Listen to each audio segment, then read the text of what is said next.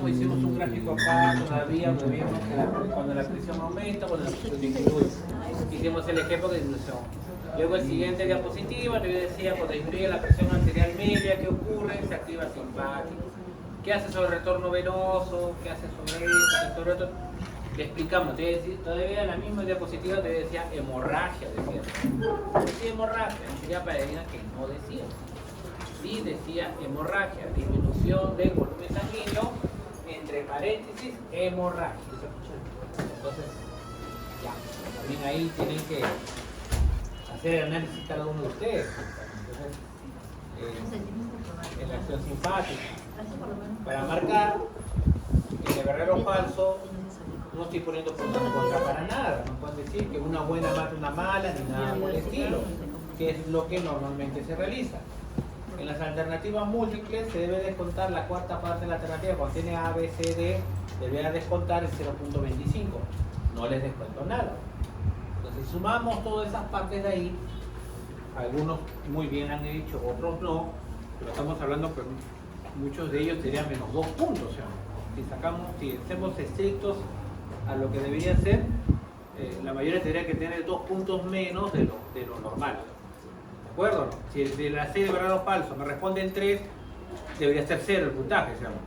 Porque 3 buenas matan 3 malas, pero no le descontamos nada. A eso es lo que voy. ¿Por qué? Para que no se estrese, profesor, para el verdad o falso, yo creo que está bien, pero tengo miedo de que me bajen puntos. Para evitar ese estrés, no hacemos nada. Entonces, también ya tienen que cada uno analizaremos esa parte. El tercer examen viene hemostasia, que mañana tenemos la clase de recuperación virtual de 7 a 9, es la de hemostasia, la de la práctica, y vamos a hablar de coagulación. ¿Por qué? Porque el tercer examen decíamos que iba a venir la segunda parte de coagulación, porque no habíamos tomado la parte de más que toda la fase de coagulación. Justo la práctica también tiene que reforzarse con coagulación. Por eso en el examen les tomé muy poco de coagulación en la primera parte, plaquetas un poco por ahí, y no les tomé lo otro porque quería reforzarlo con el informe práctico. Justo mañana vamos a hacer eso. Respiratorio lo vamos a hacer el día jueves con, si Úrsula no viene, Ariana puede tener su permiso también, y con eso también terminaríamos y tenemos ya respiratorio y coagulación, ¿vale? Y digestivo hasta donde lleguemos, que no. Esa sería la segunda clase, ¿sí o no? Que tenemos 2 clases más de digestivo y con eso acabaría. Hoy vamos a acabar lo que es la parte respiratorio, para cerrar bien la idea de respiratorio y sangre. Esa es la intención hoy. Son las 6:38, la U pierde 2-0, faltan 9 minutos. Sudamericana. No, ni la Sudamericana. Pues ya fue, pues ya está todo. Fuera ya. Voy a tener que tolerar mi grupo de WhatsApp que tengo de puro alicista. No, de cristal. No sé. ¿Único comercio? El único grupo que tengo todos los de cristal de todo. Todos los pinches cursos tengo mi único grupo que tengo. Son más de. Bueno, son detalles. La semana pasada nos quedamos en mecánica ventilatoria. Decíamos de que al final inspiración y expiración era ingreso de aire en los pulmones y salida de aire en los pulmones. Decíamos nosotros que para que ingrese aire en los pulmones, primero era amplitud de los pulmones, aumentaba el volumen, disminuía la presión y ¿qué ocurría? Ingresaba el aire. Y para que el aire sea expulsado de los pulmones, pues disminuía el volumen, lo que ocurría era aumentar la presión y el aire salía siempre por diferencia de presión. El aire, como la sangre, son fluidos, y los fluidos, para que ocurra el movimiento, tienen que ir de mayor presión a menor presión, siempre. Por lo tanto, en inspiración habían 2 presiones importantes: intraalveolar o intrapulmonar, la que está dentro de cada alveolo, y se da dentro del alveolo de todo el pulmón, o la intratorácica, o llamada intrapleural, que estaba entre la pleura visceral y la pleura parietal, o sea, entre el tórax y los pulmones, y había un espacio llamado. Acá en el gráfico te decíamos que acá estuvieran acá las costillas, ¿de acuerdo? Y se formaba esta presión intratorácica. Si ustedes observan acá el gráfico, inspiración y expiración, siempre en el exterior es 760, no lo podemos variar. Este valor ya está, no podemos variar. Mientras sea a nivel del mar, sigue siendo 760. Pero miren qué ocurre cuando se expanden los pulmones. Cuando se expanden los pulmones, ¿qué ocurre con el volumen? Y cuando aumenta el volumen, ¿qué ocurre con la presión? Baja. 760, 759, ¿qué tienen que pasar con el aire? En la expiración, los pulmones se retraen, no se contraen, se retraen. ¿Qué ocurre con el volumen? Disminuye. ¿Qué ocurre con la presión? Aumenta y el aire sale. ¿De acuerdo? Entonces tú podrías decir que si acá es 760 y acá adentro es 759, ¿dónde es mayor? Afuera. Acá, entonces, si este es menor, tú puedes decir que este valor es negativo. ¿Y este valor cómo puedes decir que es? Porque es negativo cuando es menor a la presión atmosférica y positivo cuando es mayor a la presión atmosférica. Entonces, en los libros dicen todavía que en inspiración la presión intraalveolar o intrapulmonar es negativa. Y en expiración la presión intraalveolar o intrapulmonar es positiva. Los libros también lo consideran así. Negativo o positivo es por encima o por debajo de ¿quién? De 760. Si ustedes observan la presión intratorácica o intrapleural, ¿cómo es? Siempre es negativa. Y es más negativa en inspiración. Tengo que decirle que es más negativa en inspiración, pero en ambos es negativa. Esta presión, miren, importantísimo, cuando aparece, lo habíamos dicho también, aquí no. Esta presión negativa aparece al nacimiento. En la etapa fetal, los pulmones se encuentran colapsados. ¿Por qué? Porque no tiene que entrar aire en los pulmones porque está dentro del vientre para que va a entrar aire en los pulmones. Todo el oxígeno, todos los nutrientes entran por vía placentaria por el cordón umbilical. Entonces, el oxígeno, ¿de dónde va a provenir? De la madre. ¿Cómo pasa el oxígeno de la madre al feto?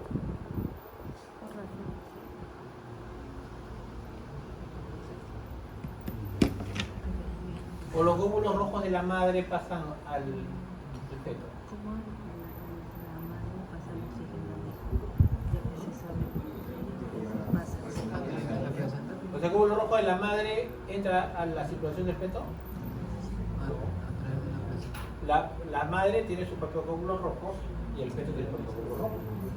Cuando está a nivel de los cotiledones, ejemplo en humanos que es hemocoreal, en los camelios que es epiteliocoreal, otros que son endoteliocoreal, es la cantidad de capas que hay entre la circulación materna y fetal. Entonces, en la menor que hay, ambas capas, ¿cómo se encuentran? Muy juntitas, como una membrana respiratoria. Y el glóbulo rojo de la madre está acá y el glóbulo rojo del feto está del otro lado. ¿Cómo pasa el oxígeno de la madre al feto? Por difusión. Y el CO2 también por difusión. Y podríamos discutir más sobre hemoglobina fetal y hemoglobina adulta, pero no es el tema, no es el curso, pero supone que lo verán en un curso tipo de neonatología, donde ven la importancia porque el feto no puede tener la misma hemoglobina del adulto. Tiene un porqué importante. Si no, no podría transferirse el oxígeno de la madre al feto. Si ambos glóbulos rojos fueran idénticos, no, ¿quién necesita oxígeno? ¿El feto o la madre? Claro, la madre ya respiró, ya necesita más oxígeno. ¿Quién necesita pasarle? ¿A dónde tiene que llegar? Al feto. Entonces, tiene que tener algo, el glóbulo rojo del feto, diferente al glóbulo rojo de la madre, cuya acción, ¿qué sería? De que el feto le pueda quitar o extraer, ¿qué? El oxígeno. Pero si ambas fueran igualitos, ¿se podría extraer? No, debe tener algo. Eso tiene que tener más capacidad para llevar oxígeno.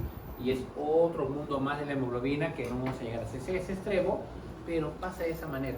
Entonces, en la etapa fetal, los pulmones, ¿cómo se encuentran? Colapsados. Entonces, cuando viene la primera inspiración, ¿qué pasa? Los pulmones se llenan de aire. ¿Y qué pasa con? Se expanden los pulmones, ingresa aire. ¿De acuerdo? Inspiración. Y luego que viene la primera expiración. Cuando viene la primera expiración, el pulmón se retrae. Se retrae por dos motivos. Uno, por la tensión superficial que vimos en biofísica. Tienen una capa de agua y tienen una capa de aire. Acá hay agua, moléculas de agua, y acá hay aire. Entonces, ¿qué quieren hacer las moléculas de agua? ¿Juntarse o alejarse entre ellas? Juntarse. Y cuando se quieren juntar todas las moléculas de agua, ¿qué pasa con el alveolo? Colapsa. ¿De acuerdo? Entonces, el pulmón, cuando no se contrae el diafragma ni nada, no hay ninguna fuerza que le esté evitando que siga expandiéndose. ¿Qué pasa con el pulmón? ¡Pum! Se queda así chiquitito. Por la tensión superficial y la elasticidad. ¿Y por qué no colapsa? Porque la pared tiene la otra pleura. Y más bien le dice, no. Seguro que hicimos el ejemplo de las dos láminas portoobjetos, que una continúa al otro, que una capa de líquido. Eso, ¿vale? Se quiere retraer, se quiere colapsar, pero ¿qué pasa? La caja torácica no le permite. Entonces aparecen dos fuerzas en sentido contrario. Y aparece la negatividad. Y justo, si se dan cuenta, gracias a esa negatividad, siempre es negativo. Más negativo en inspiración que en expiración, pero siempre negativo. ¿De acuerdo? Acá miren la presión intraalveolar. Este es el cero. ¿Qué significaría el cero entonces? ¿Cuántos milímetros de mercurio sería el cero? 760. Entonces este sería 760. Y en inspiración, ¿qué ocurre? Se vuelve 759. Y en expiración se vuelve 761. Miren la presión intrapleural o intratorácica. 59, 58, 57, 756 y 757. Más negativa en inspiración y menos negativa en, pero siempre menor que ¿cuánto? 760. Mientras que la intraalveolar es negativa en inspiración y positiva en expiración. ¿Observa? Eso no se vaya a olvidar. Siempre tiene que ser negativa. ¿De acuerdo? Siempre tiene que ser la presión intrapleural o llamada intratorácica, como tiene que ser negativa. Esta presión es más negativa, bla, bla, bla, bla, y que evita el colapso pulmonar.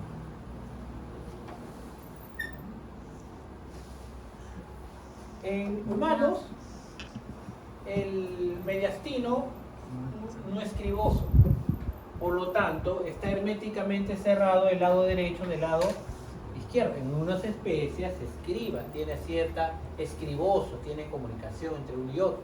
Entonces, ¿qué es lo que ha ocurrido acá? Metemos un cuchillito, ¿de acuerdo? Rompe el músculo, no tiene que romper la costilla, rompe los músculos intercostales. Y cuando rompe los músculos intercostales,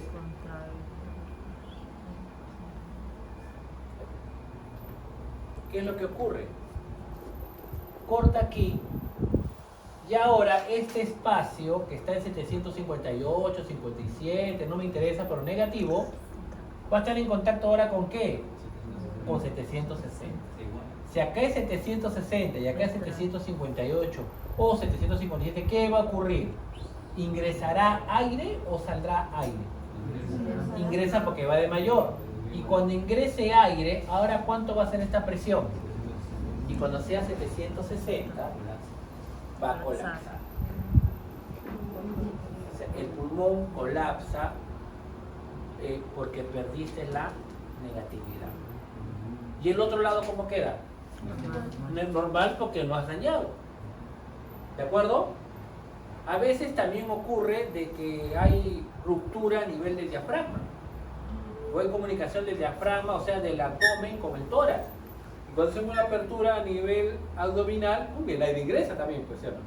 El diafragma es muscular, de los mamíferos es muscular y evita de que se comunique la cavidad torácica con la cavidad abdominal. O sea, si la presión, con este aire la presión por pulmón sería igual que afuera, ¿verdad? Ya no ingresaría en sal de aire. ¿Cómo? Si es que la presión sería igual, ya no ingresaría en sal de aire. Acá entra aire, ¿y cuánto sería la presión acá ahora? 760. Igual. ¿Dónde sería aire? Ya no ingresaría aire porque la presión no sería igual afuera, ¿verdad? Acá, pero ojo, estoy por fuera, no estoy dentro del pulmón. Claro. Ahora, en este caso, este animalito, esta persona, La gente más grande. cuando haga inspiración, Se vuelve positivo. el lado que no está con ruptura, Porque el bol- ¿se expandirá o no se expandirá? Esta es la parte de la cuerda. Sí, Esta es sí la o parte no. de la- Ahora la pregunta, cuando ocurre esto, solo se expande, solo se contrae los intercostales del lado izquierdo con la parte del diafragma del lado izquierdo, o se contrae igual lado izquierdo, lado derecho, todo. Normal, se contrae, se va hacia abajo, se expande la caja torácica, ambos lados se expanden, la cavidad torácica aumenta, pero ya no le sigue ¿quién? El pulmón del lado derecho, pero sí del lado izquierdo. O sea, tú vas a ver, y todavía estará más, porque pues está en hipoxia, porque le falta oxígeno, porque no está ventilando este lado. ¿De acuerdo? Esa es la importancia de tener presente esta parte. ¿De acuerdo? Justo lo que decíamos nosotros, la sustancia, que decíamos la famosa sustancia surfactante. La sustancia surfactante forma una capa, recuerden, todos los alvéolos tienen una capa de agua, cambio de fase, sólido, gas, pero líquido, gas, y todas las moléculas de agua que quieren unirse. ¿Qué hace la sustancia surfactante? Tiene cargas positivas y negativas, y ¿qué es lo que hace? Evita que todas las moléculas de agua se junten. Y como evito que todas las moléculas de agua se junten, ¿es más fácil que colapse o más difícil? Más difícil. Eso mayormente es el último tercio de gestación, es que haya la mayor producción de la sustancia surfactante. Entonces los prematuros, tanto en animales como humanos, ¿qué tendencia tendrá sus alvéolos? ¿A reventar o a colapsar? A colapsar, porque le falta sustancia surfactante y las moléculas de agua están más en contacto entre ellas. ¿Y cómo sale el niño o el animal? ¿Por qué? Porque sus pulmones quieren colapsar, entonces tiene que, a la caja torácica, expandirlo más para evitar ese colapso. ¿De acuerdo? ¿Y eso quién nos produce? Pues los neumocitos, no los unos, sino los, porque los unos son los que forman la pared, obviamente, donde hace el área de intercambio. El 2, salud, es el encargado de la sustancia surfactante. ¿Listo? Ahí tenemos, miren, lo que decíamos, el intercambio gaseoso tiene que ser siempre en capilares. ¿De acuerdo? Capilares a nivel pulmonares y el alvéolo. Difusión, oxígeno hacia la sangre y CO2 hacia el alvéolo. Difusión simple, a través de la capa de los fosfolípidos. Ahora, si viene el corazón, la sangre venosa, ¿de dónde proviene esa sangre venosa? No, ¿De dónde proviene esa sangre venosa que está llegando al pulmón? No, derecho. Ventrículo Derecho. derecho. ¿Qué vaso sanguíneo sería ese? Arteria. No, venosa. Arteria pulmonar que lleva sangre venosa. Claro, sí. Hace intercambio gaseoso y este vaso sanguíneo que sale, ¿a dónde llegará? A la aurícula izquierda. Al atrio izquierdo. ¿Por quién? Por las venas pulmonares, llevando sangre arterial. Sangre arterial quiere decir que tiene una gran presión de oxígeno y sangre venosa que tiene baja presión de oxígeno. ¿De acuerdo? En la circulación pulmonar o llamada circulación menor, la sangre arterial va por venas y la sangre venosa va por arterias. Hay que tenerlo presente. ¿De acuerdo? Ya tenemos. Y si vemos el gráfico de arriba, el oxígeno que es captado pasa donde al glóbulo ¿De acuerdo? Primero la sangre pasa al plasma y del plasma pasa ¿a dónde? Al glóbulo rojo. El oxígeno estaba acá en aire. Ahora el oxígeno tiene que estar disuelto en agua. Tienes que solubilizar a los gases.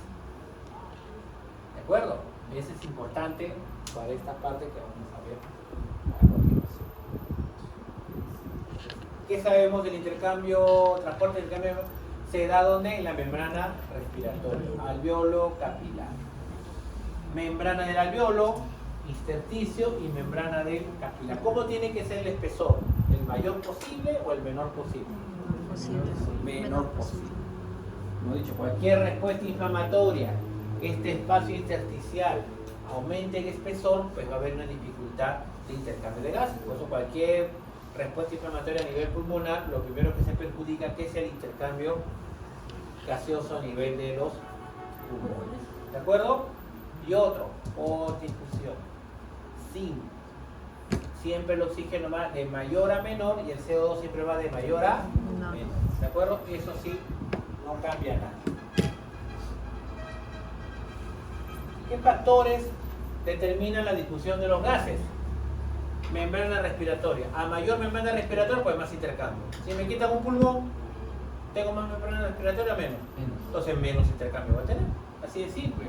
Espesor, definitivamente ya lo hemos hablado. Otro, gradiente de presión. Cuando más diferencia de presión hay de oxígeno, el oxígeno se mueve con mayor facilidad. Cuando menos gradiente de presión hay, el oxígeno se mueve con menor velocidad. Más que el problema del CO2 en el organismo es el problema del oxígeno. El CO2 no hay mucho problema. El problema es cuando es con la gradiente del oxígeno. Y otro, si sabemos que quien transporta, porque está el gráfico, quien transportaba el oxígeno era que la hemoglobina que está dentro del glóbulo rojo, pues es importante la concentración de hemoglobina. ¿De acuerdo? Y lo otro, la solubilidad. ¿Quién es más soluble? ¿El oxígeno o el CO2? El oxígeno es menos soluble. Ahí está la dificultad. Es más difícil que se transporte el oxígeno en el agua. Es muy poco soluble.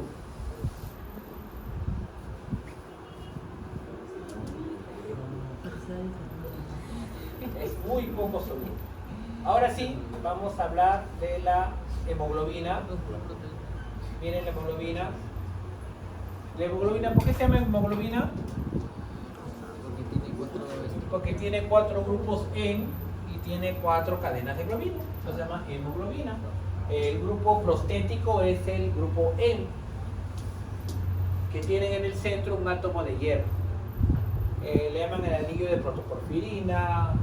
Imagino que en bioquímica otro puede ver el anillo de protoporfirina, está en la membrana interna mitocondrial, pero tiene los citocromos BCA, que tiene la coenzima Q, que está relacionado más que todo con el transporte de electrones.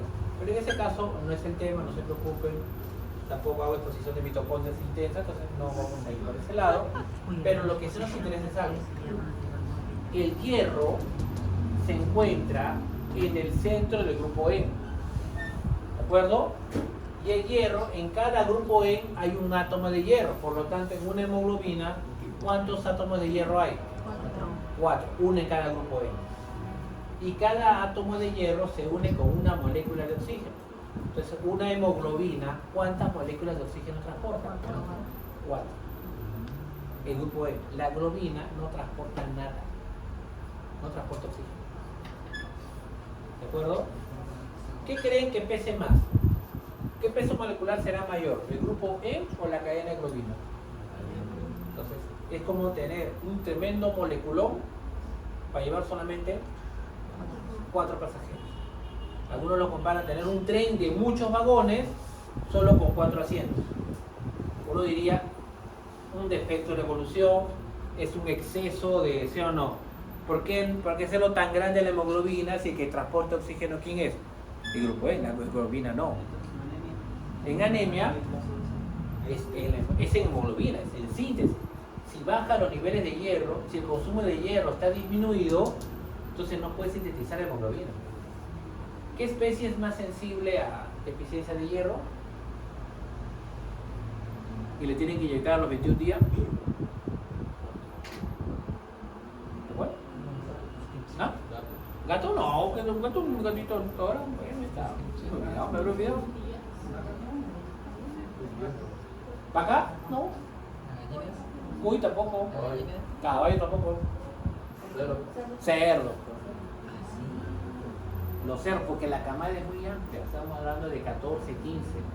Entonces no puede, la madre no puede darle hierro a todo por igual. Entonces hay una deficiencia de hierro y tienen que inyectarle hierro. Si no, va a tener, también no se muere, pero no va a tener un crecimiento adecuado. ¿Los cerdos en vida salvaje? ¿Cómo? Los cerdos en vida salvaje. No necesitaría porque si sus camadas son pequeñas, no. El hierro se encuentra en la tierra. El hierro es un mineral que se encuentra, puede ser en los productos, pero se encuentra mucho en el suelo. Entonces se necesita en ese caso. Los niños, igual que cuando sufren de anemia, perjudica su crecimiento. Claro, cuando hay deficiencia de hierro, tienes que tomar tu cápsula, tienen inclusión en tierra.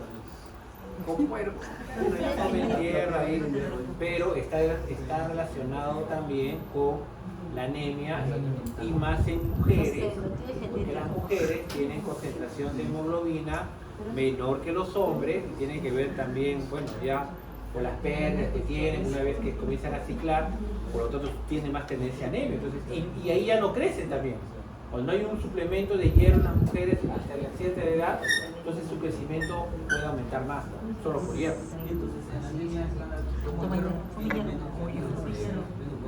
Menosíntesis, menos gramos no podría transportar, no tendría gran cantidad de hemoglobina y transporta menos oxígeno. ¿De acuerdo hasta ahí? Ahora, este dibujito, bueno, es un dibujito básico donde está con estructura cuaternaria de la hemoglobina. La hemoglobina tiene, las proteínas tienen hasta 4 estructuras. Hemos dicho, aminoácido 1, o aminoácido 2, o aminoácido 3, o aminoácido 4 y aminoácido N es la estructura primaria. Luego, cada puntito hace alfa hélice, ¿sí o no? O beta plegada. O beta plegada, ¿sí o no? Con puentes de hidrógeno. Sí, pero con puentes de hidrógeno. ¿Qué estructura es? Secundaria. La globina tiene alfa hélice y beta plegada. Esa es la estructura secundaria. ¿Cómo se llama la estructura terciaria? Cuando esto lo haces así. Como cuando esos que venden en el sol, que venden casi lo puedes doblar así, esos que pone, ya. Y para que tenga la estructura terciaria, tienes que tener aminoácidos que tengan resto de azúcar. ¿Y qué hace el resto de azúcar? Hace enlace subhidrilo. Y eso hace que se pueda doblar. Entonces, estos plegamientos están. Mira, este es alfa hélice, pero dobló, ¿sí o no? Por estos enlaces. Y cuando yo junto varias estructuras terciarias, ¿qué me sale la estructura? Cuaternaria. Estos radicales del azufre no tienen ciertos aminoácidos y justo permiten ese plegamiento. Y ustedes saben que para que una proteína tenga función tiene que tener su estructura final. No solamente depende de su estructura primaria, porque recién de manera tridimensional tienen el centro catalítico. Y si no tienen centro catalítico, entonces las enzimas no pueden actuar. Entonces necesitas tener tu estructura mínima terciaria, no secundaria, sino mínimo terciaria. ¿De acuerdo? Este es importante. Cuando está bien bonito, bien plegado hasta estructura cuaternaria, pues ¿qué transporta? Oxígeno. ¿De acuerdo? Esto del oxígeno, vamos a pasarle un ratito y vamos a pasar ahora a hablar del glóbulo rojo. Porque justo tenemos que hablar de hemoglobina. Este es el PPT de la semana 7, donde habíamos terminado hemostasia, pero había unas 20 diapositivas más de glóbulo rojo, justo ahí. No es que me haya olvidado ni nada del estilo, sino que tenemos que llegar justo a esta parte para poderlo explicar recién con la clase teórica. Esa es la clase de día. ¿Ah? Nuestra clase anterior que faltaba este pedacito. Faltaban unas 20 diapositivas. Menos 15. Entonces vamos a meternos al mundo de la hemoglobina al mundo del glóbulo rojo, un mundo muy interesante, muy bonito, no muy experto. Tengo un amigo que es muy experto en hematología, de él aprendo siempre que puedo, siempre que me ayuda. Y estos glóbulos rojos son glóbulos rojos de mamíferos, son bicóncavos, ¿se dan cuenta? Anucleados, sin núcleo, a diferencia de las aves que son nucleados y de mayor tamaño. ¿Cuánto mide aproximadamente un glóbulo rojo de mamífero? ¿Cuánto qué? 8 micras. 7 a 8 micras es el diámetro aproximado de... Los camelios es mucho menor. Los camelios, su diámetro, el tamaño glóbulo rojo de camelios sudamericanos es mucho menor, son mucho más pequeños. De los mamíferos, de los perros, son de 8 micras aproximadamente. ¿En qué medida de microscopio queremos ver un... No, sí, que ya es suficiente con 40x. 40x lo ves así. Chiquitito. Antiguamente, ya una vez también les contábamos de que antes, para hacer conteo de número de glóbulos rojos antes, había personas especializadas, más que todo en medicina humana. Los tecnólogos médicos, había unas pipetas, le llamaban pipetas de glóbulos rojos, pipetas de glóbulos blancos. Le llevaban un poquito, te soplaban así de alguna manera, soplaban la sangre, lo diluían, lo ponían, lo homogenizaban, y lo ponían en unas cámaras de Neubauer. ¿No se han visto las cámaras de Neubauer? ¿No han utilizado cámaras de Neubauer? ¿Sí? Es una cámara de Neubauer que tiene una cámara de Neubauer donde tiene bastantes cuadrantes con bastantes cuadraditos chiquititos. Tú lo soplas ahí, agarras tu microscopio y tenías que contar los cuadrantes con tu contar. No vas a contar hasta 5 millones, obvio. Contabas cierta cantidad y luego multiplicabas por un factor y lo podías ver en 40x porque el glóbulo rojo era más o menos de ese tamaño, 8 micras. Ahora la máquina te lo saca directo. Saca la máquina, pones una gotita. ¿Cuánto saca? Bueno, segundos, será, no creo que más de segundos, un minuto. Ahí tiene una máquina, ¿no? Tiene máquina de... ¿Cuánto demora? 5 minutos y saca todo. Al toque, directo, te saca. Ya te olvidas de todos aquellos que antes se lo sacan. La máquina, apretas un botón, te lo saca. Rapidísimo. Entonces, los glóbulos rojos, chicos, los glóbulos rojos derivan de células pluripotenciales. No todas derivan de la misma. Ejemplo, la célula precursora linfoide para dar pues a las células B y a las células T relacionadas con el sistema inmunitario. La célula precursora eritrocítica que va a dar al final los eritrocitos, los glóbulos rojos. ¿Está bien? Luego tenemos la célula precursora mieloide, que está relacionado con los megacariocitos y los famosos trombocitos o plaquetas, que ya lo hemos visto, y también la célula precursora mieloide que da a las demás células del sistema inmune, que son pues los neutrófilos, las células, los mastocitos que se encuentran en este lado, los monocitos que se encuentran. Nosotros solamente vamos a ver la parte relacionada con la producción de glóbulos rojos, y para la producción de glóbulos rojos se necesita de una hormona, y el nombre de la hormona que sale fácil, eritropoyetina, y la eritropoyetina es sintetizada a nivel renal. Es el principal determinante de la mayor liberación para cambiar la eritropoyesis, es la eritropoyetina que viene del riñón. Y acá tenemos toda la parte de la eritropoyesis. Primero, tiene una célula madre llamada, en la médula ósea, llamado el proeritroblasto. Perdón. ¿Qué ha pasado? Comienza a ir desarrollando y no sé si se dan cuenta, el tamaño aumenta o disminuye. El tiempo nos ayuda mucho. ¿Y qué es lo más importante del glóbulo rojo? Pierde su núcleo al final, la destrucción del núcleo 24 horas antes de salir a circulación. Pero ¿qué es lo más importante? La síntesis de hemoglobina. Para sintetizar hemoglobina necesitas tener organelas. ¿Qué organelas necesitas para sintetizar hemoglobina? Si es una proteína. Retículo endoplasmático rugoso. si no tienes retículo endoplasmático rugoso, no puedes hacer la síntesis proteica. ¿De acuerdo? Aparato de Golgi, también necesitarás para terminar la síntesis. Entonces, miren el rugoso, miren la importancia. Entonces acá miren, contiene acá el eritroblasto, mira, sale proeritroblasto, acá se inicia la captación de hierro. Capta el hierro, ¿para qué? Para que luego en las organelas comience a hacer la síntesis de hemoglobina. Pasa por diferentes fases y justo, miren qué es lo que ocurre acá. Cuando pasa a reticulocito, ¿por qué le llama reticulocito? Porque cuando lo ven en el microscopio, adentro se ve como restos celulares, fragmentos celulares. Son las últimas organelas que tiene que van a ser eliminadas. Y cuando elimina el núcleo, que ya no le sirve para nada, y elimina todas estas organelas que están aquí, sale el famoso glóbulo rojo. ¿Y el glóbulo rojo tendrá núcleo? ¿Tendrá organelas? ¿Tendrá mitocondrias? No tiene nada.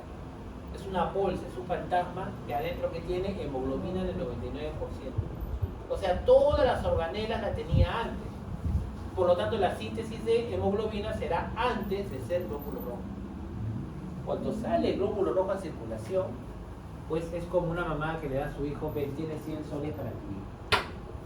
Cuando se te acabe la plata, ya fue. Eso es lo que pasa con el glóbulo rojo. Como no tiene organelas, no se puede reparar. 120 días en mamífero, en humano, puede ser 80 días. Pero ¿por qué se muere? Porque ya no hay dónde más, no tiene más, no puede repararse. O sea, el glóbulo rojo cuando sale a circulación ya empieza a morir. Porque ya es el evento que va a ocurrir en ellos.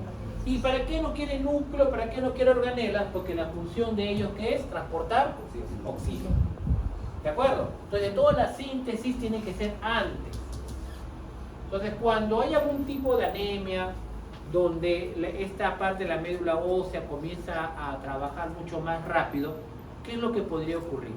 ¿Tú crees que es como quieras hacer carros? ¿Podrás hacer los carros? ¿Saldrán bien todos los carros o saldrán ya los carros defectuosos? Defectuosos.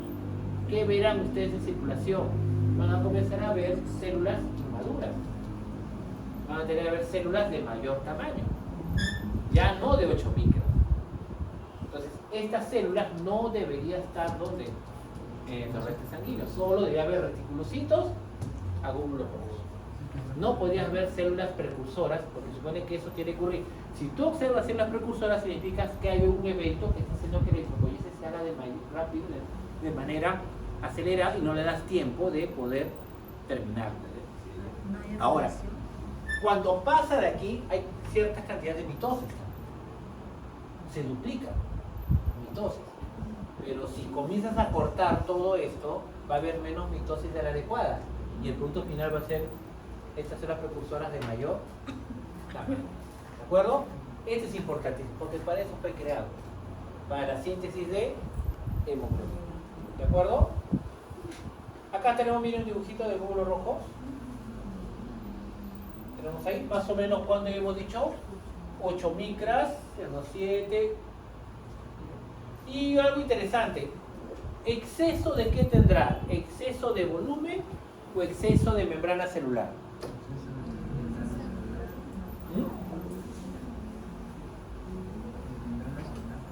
Exceso de membrana celular. Es como que tuviera una ropa que te queda demasiado grande. Es como una bicóncava, le llaman. Tengo exceso de membrana celular. ¿De acuerdo? Algunas podemos decirle que son microcíticas, normocíticas, macrocíticas, y los glóbulos rojos son más grandes de lo normal, si está bien o está menor, pero eso lo van a ver ustedes ya en otro curso. ¿De acuerdo? Pero lo que queremos ver acá, importante, es la concentración de la hemoglobina. Ahora, ¿los glóbulos rojos tendrán gran capacidad de formación o baja capacidad de formación?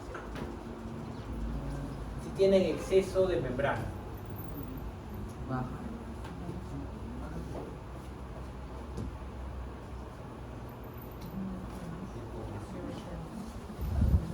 Alta de formación, porque tienen exceso de membrana. Entonces, ¿qué es lo que ocurre? ¿Cuánto tiene?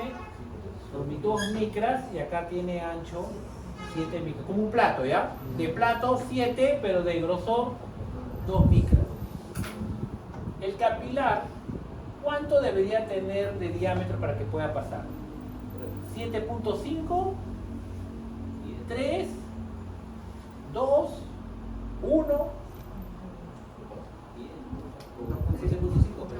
Para que pase, acá dice 7.5. Los capilares o hasta más chiquitito que los 2 micros. Entonces, ¿cómo pasa? Por la deformación que tiene. Como se deforman, ¿qué es lo que pasa? Este glóbulo rojo pasará así, con gran capacidad de deformación. ¿Y por qué es importante que tenga gran capacidad de formación? Porque tengo mayor capacidad de formación, tengo más área en los capilares. ¿Para qué? Para que a los tejidos le pase ¿qué? El oxígeno. ¿Y qué le tiene que dejar ahí? CO2.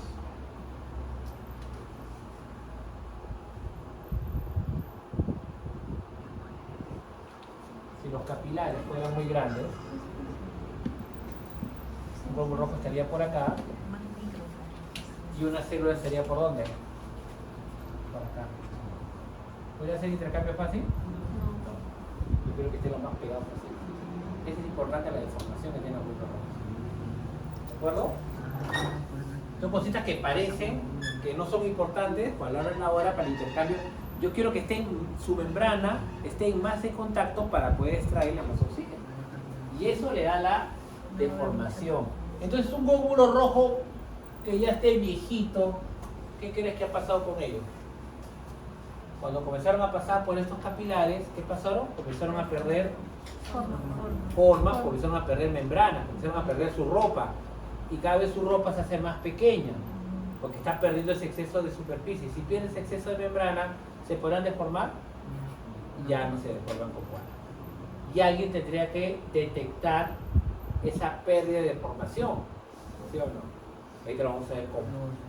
¿De acuerdo ahí?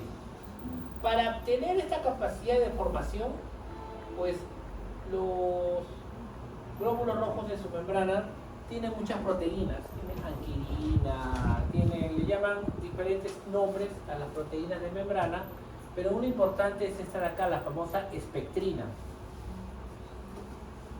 Hay cadena A y cadena beta, alfa y beta.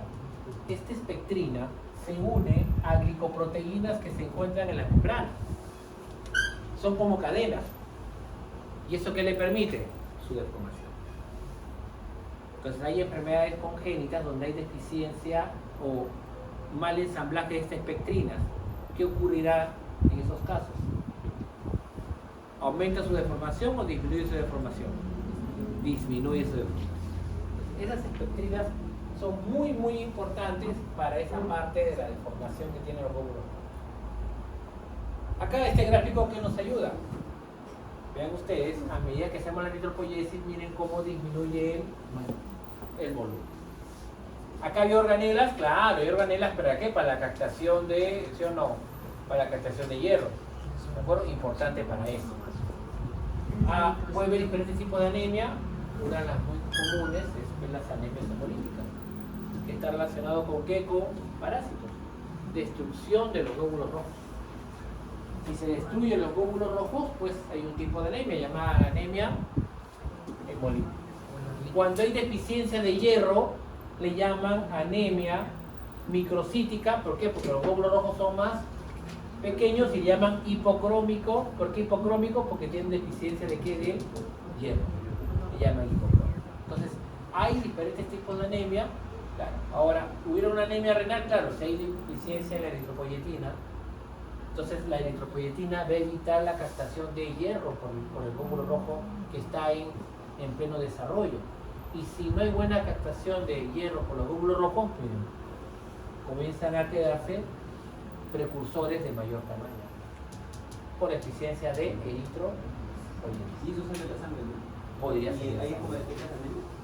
Podría ser que ya ven, si que tú ves células inmaduras, puede ser una anemia regenerativa, no regenerativa, ya son otro tipo de clasificación. que no viene en este caso, pero sí que sepan ustedes a lo que debemos llegar, a esta parte. Acá miren, ¿quién produce la eritropoyetina? Pues el riñón. ¿Cuál es el estímulo para la liberación de eritropoyetina? La baja presión de oxígeno en sangre. Si hay una hipoxia, al toque el riñón, ¿qué hace? Libera eritropoyetina, viaja a la médula ósea de los huesos largos y que comienza a aumentar la eritropoyetina. Ejemplos donde hay mayor producción de eritropoyetina, pues dicen cuando está yendo a las alturas, te vas a Huancayo, a Pasco, a Arequipa, a todo que superan los 2.500 metros sobre el nivel del mar, que lo que ocurre, aumenta los niveles de eritropoyetina. ¿Y qué ocurrirá al final? Aumentará el número de glóbulos rojos, aumenta el hematocrito. Eso ocurrirá cuando te quedan muchos días en el club. Aumenta la eritropoyetina. ¿Puede haber algunos problemas? Claro, puede haber algunos problemas aquí, sí. Un ejemplo sería pues una insuficiencia renal. Hay bajos niveles de oxígeno, pero como el riñón no es funcional, sintetizar eritropoyetina, no, y sigue disminuyendo los niveles de glóbulos. Después puede ser una anemia, pero por daño, una insuficiencia de qué tipo. Eso también hay que tenerlo importante. Miren el segundo caso. Si hay una hemólisis, como ya hemos dicho acá, la hemólisis, hay una anemia hemolítica por destrucción excesiva de glóbulos rojos, pues hay menos glóbulos rojos que transportan oxígeno. Entonces que hay una hipoxia. ¿Sí o no? La hipoxia va a nivel del riñón y ¿qué va a sintetizar? Más eritropoyetina, claro, porque hay baja presión de oxígeno. Pero ¿qué pasa con los glóbulos rojos? Se destruyen. Entonces no puedo y siempre haber una mayor y mayor liberación de eritropoyetina. ¿Qué era importante de la hemoglobina? Ya hemos dicho que era lo más importante de la hemoglobina, era el hierro. Y el hierro no le encontramos nosotros no producimos el hierro. Tiene que ser captado en los alimentos. Los hombres, las mujeres tienen el consumo de hierro en mujeres tiene que ser superior a los hombres, pues por los motivos del ciclo, que pierden cierta cantidad de sangre todos los meses, por lo tanto tienen una deficiencia de hierro. Ese hierro se pierde. Es a diferencia de que un glóbulo rojo en el torrente sanguíneo sea destruido. Cuando un glóbulo rojo viejo es captado, ¿qué pasa? Ese hierro lo recupera, no lo elimina. Pero este hierro se pierde. Si se pierde, tienes que volverlo a consumir. Por eso las mujeres tienen ese consumo de hierro superiores a los hombres. Miren, se consume el hierro, pasa por el estómago, que la siguiente unidad, la siguiente clase toca lo que es estómago, intestino, y empieza la siguiente semana. Pasa al intestino delgado, y en el intestino delgado, ¿qué es lo que va a ocurrir? Se va a absorber el hierro. Y el hierro se absorbe, miren ustedes, pasa el hierro por la membrana apical, y el hierro va a pasar por sangre y transportado por la transferrina. ¿Y a dónde lo va a llevar este hierro? ¿A dónde? A la médula ósea. ¿Por qué? Porque en la médula ósea se hace la síntesis de glóbulos. Ahí se sintetiza los glóbulos rojos, ahí está la eritropoyesis.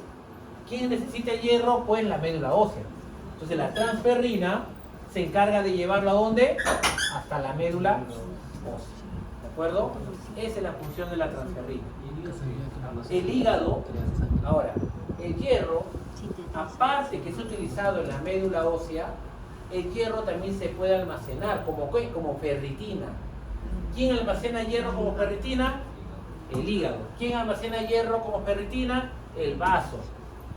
Cuando alguien sufre de anemia, ¿qué te dicen? Come vaso y come hígado. ¿Por qué? Porque es un almacén de hierro. Y si tienes deficiencia de hierro, ¿qué mejor que consumir alimentos que tengan altos niveles de hierro? Y si tomas tus cápsulas de hierro todavía, ya, mucho mejor. Pero si no, está. ¿Por qué justo estos dos órganos? Porque son el almacenamiento de hierro. El vaso y el hígado. Entonces, cuando hay necesidad de aumentar la eritropoyesis, ¿qué es lo que va a pasar? La transferrina llevará el hierro ¿hacia dónde? Hacia la médula ósea. ¿Y el vaso? ¿Por qué será un reservorio de hierro? Por esto. El vaso tiene la pulpa roja y la pulpa blanca. La pulpa roja le llaman porque es un almacenamiento de glóbulos rojos. Y tienen arrestados glóbulos rojos para cualquier emergencia. Cuando falte glóbulos rojos, ¿qué hace el vaso? Nos manda a circulación, también de plaquetas. El vaso es uno de los órganos más vascularizados. De chicos, ahorita vamos a terminar por su descanso. Son más vascularizados, pero otro, la pulpa blanca tiene el sistema retículo endotelial. Hay gran cantidad de macrófagos. ¿Cuál cree que sea la función de los macrófagos que están en el vaso? Atacar a los glóbulos rojos ya viejos. Claro, por favor, entonces. Pero detecta a quiénes, a los viejitos, no a los nuevecitos, no a ellos no. Entonces, ¿y cómo sabe que está viejito? Ese es el uno puede ser por desgaste de membrana. Si son más viejitos, han perdido membrana. Entonces, ya no pueden deformarse y quedan atrapados en las trabéculas del vaso. Y si quedan atrapados, ¿qué pasa? Fagocita, y cuando fagocita, recupero el hierro. Lo almaceno como ferritín, o si no, luego lo transporto ¿dónde? A la médula ósea. Para eso necesito mi vaso. ¿El vaso será bivascularizado o no? Un balazo en el vaso. Después disparar 10 veces por todos lados, y si uno te cae por el vaso no pasa nada. Pero uno, falta que te tiene que te cae en el vaso, las posibilidades, porque es una hemorragia que no vas a poder pararla. Miren la cantidad es un lugar de almacenamiento de plaquetas, de glóbulos rojos, está muy vascularizado. El sistema retículo endotelial es muy importante. Ese órgano es muy sensible a esa parte. Pero, profe, pero también acá dice que el intestino es reservorio de ferritina, ¿o no? Claro, pero ¿cuál es la diferencia con el estómago, con el intestino? El intestino lo renovamos cada 5 días. O sea, cada 5 días el epitelio intestinal se renueva. Se descama y se pierde y tiene que salir nueva célula. La renovación de las células intestinales es mucho. A 5 o 7 días renovamos. Una diarrea está 5 días a las patas y a la siguiente semana ya está tragando nuevamente todo lo que le hizo daño, ¿o no? ¿Por qué? Por la renovación, pues. Si es que el intestino se demora en regenerarse, pues sería 1 mes o 2 meses, 5 meses. Si tragas a la siguiente semana es porque se tiene que renovar rápido. No hay otra, si no come. Así comprensible, pues, ¿cierto? Así sí tiene. Todos se les quedó la idea de la renovación del intestino, porque lo vamos a ver luego en el capítulo 4. ¿Conforme? Ya. Es muy importante, miren acá, miren un defecto congénito en humanos de una anemia hemolítica. ¿Qué era anemia hemolítica? Porque los glóbulos rojos se reventaban. Se podía reventar por parásitos, habíamos dicho acá. Ejemplo, pues, la malaria, ¿de acuerdo? Por tóxicos, por Ehrlichia podría destruir también, pero también dice acá por defectos de membrana. Se observa acá defectos de membrana. Ahí, defectos de membrana. ¿Qué defectos? Ejemplo, en las espectrinas. Hay una deficiencia en donde, en unos aminoácidos de la espectrina, por lo cual ya no tiene esa capacidad de poder deformarse con facilidad. Y cuando pasa por capilares pequeños, ¿qué pasa? Comienza a perder membrana y entonces ya no tiene exceso de volumen y los macrófagos los capta, los fagocita y los recupera. Toque. ¿De acuerdo? Pero no solamente tiene que ser de esa manera, no solamente es porque pierden deformación, no, hay otra. Esto ahorita lo hago. Es por esto, por la destrucción de los glóbulos rojos. Los glóbulos rojos se pueden destruir de 2 maneras, intravascular y extra. ¿Qué sería intravascular? Cuando tapa el torrente sanguíneo, y otro que sea en el vaso, pues, o hígado. ¿Cuál cree que debe ser más importante? ¿Por qué no sería bueno que sea al revés? Que el 90% se destruya en la sangre y 10% en el vaso. ¿Por qué no podría recausarse el día? Si el 90% se destruyera en la sangre, ¿cómo estaría el plasma? Hemolizado. Y si el plasma estuviera hemolizado por gran destrucción de glóbulos rojos, la hemoglobina no transporta oxígeno y precipita. ¿Y dónde creen que llegue toda esa sangre al final? Tiene que pasar por el riñón, porque el riñón tiene que filtrarlo. Una insuficiencia renal de la patada. Unos problemas del dengue, dependiendo del tipo, es el daño de hemólisis que ocurra. Y eso va de la mano de si hay daño renal o no hay daño renal. Entonces, una de las partes negativas del dengue es que tiene que haber un control a nivel del sistema renal. ¿Entiendes? Porque puede haber, si hay un exceso de destrucción, puede alterar ahí y dañar al riñón. Porque son precipitados que no van a ser filtrados con facilidad. Entonces la función renal va a estar disminuida. ¿De acuerdo? Entonces, la intravascular, ojo, acá la que más importa, hígado, vaso, porque están los macrófagos del sistema reticular. ¿Qué tiene que ver el macrófago? Glóbulos rojos visitos, como dijo Valentina, los visitos, claro, porque pierden deformación, bien por ahí. Pero también hay otras señales que ocurren en el glóbulo rojo que estos macrófagos van a detectar, tú estás viejito. Y uno de hecho, ustedes recuerden que en las células hay una apoptosis, acá también hay una eriptosis, que se llama muerte celular programado de los glóbulos rojos. Y la señal, ustedes lo saben muy bien, aumento del calcio, y este aumento de calcio, ¿qué es lo que hace? Externalización de fosfatidilcerina. La fosfatidilcerina es un fosfolípido que se encuentra en la cara interna.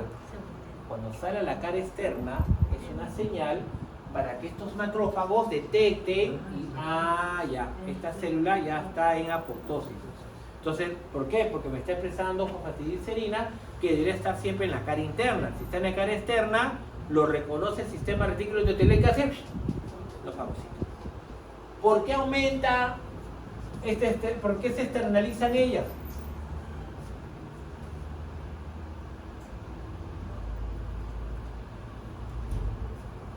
Estrés energético, no tiene mitocondrias, sus enzimas glucolíticas que le quedan, porque está solamente hace glicólisis, por cada glucosa sale solamente 2 ATP, que es una nada. Entonces ya esas enzimas también se van desgastando. ¿Qué pasa con la producción de ATP? Disminuye. Si la producción de ATP disminuye, ¿qué es lo que ocurre? El calcio tiene que ser expulsado hacia afuera. Pero si no tengo buena cantidad de ATP, el calcio comienza a acumularse ¿dónde? No lo puedo sacar de calcio. ¿Qué más ocurre? ¿Las bombas de sodio, potasio y ATP estarán trabajando de manera adecuada? No, hay menos trabajo. O sea, no solamente expulso menos calcio, hay menos actividad de la bomba de sodio, potasio y ATP. Por lo tanto, ¿qué es lo que va a ocurrir? Se comienza a acumular sodio. Eso arrastra agua. De todas esas cositas comienzan a haber cambios y aumentando que al final los niveles de cáncer. Apoptosis, escrablasas, externalización de quién, de la fosfatidilcerina. ¿Y qué hacen los macrófagos? Captan ese fosfatidilcerina. ¿De acuerdo? Y ahora sí que vemos cómo muere un glóbulo rojo. Pues tenemos que ver 2 diapositivas para su descanso. Diapositiva 1. Tenemos la famosa hemoglobina. 4 grupos N y 4 cadenas de globina. ¿Dónde está el hierro? En el grupo N. Y tiene que estar en el grupo N, para ser funcional, tiene que estar en hierro más 2. El hierro puede estar en estado más 2 y más 3. Ferroso, ¿cuál será? ¿Más 2 o más 3? Más 2, porque siempre el mayor grado de oxidación es ico y el menor es oso-ico. Entonces ferroso, tiene que estar en estado ferroso, que es grado de oxidación 2 más o más 2. ¿De acuerdo?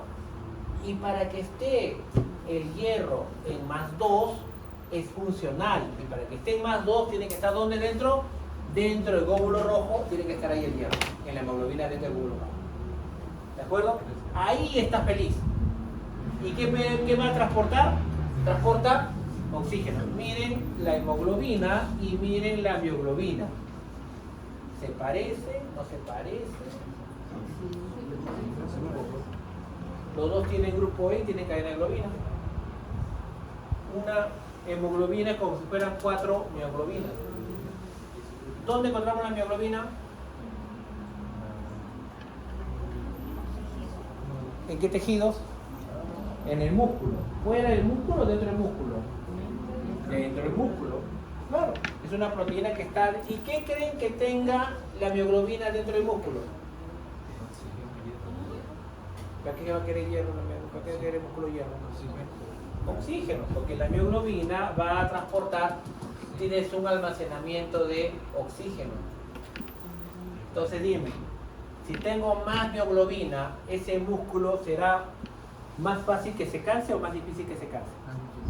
Entonces tiene que ser las fibras rojas, son por eso las fibras rojas, que tienen los de maratón o de largas distancias, tendrán más fibras que tengan más mioglobina, porque el ejercicio es a larga duración y tengo más reserva de oxígeno para ir a nivel mitocondrial. Ahora, ¿por qué dentro del glóbulo rojo, pero dentro de la fibra muscular no tengo hemoglobina muy grande? Mejor mioglobinas que son chiquitas. ¿Y qué almaceno? Oxígeno. Llevo mi oxígeno. Miren la mioglobina. Ahora, todos los grupos EN está siempre entre la cadena E y la cadena F. E, F. E, F. E, F. E, F. Justo. Entre E y F, ¿quién está? El grupo E. Tiene que protegerlo. ¿Qué ocurre? Y esto es por los enlaces de azufre.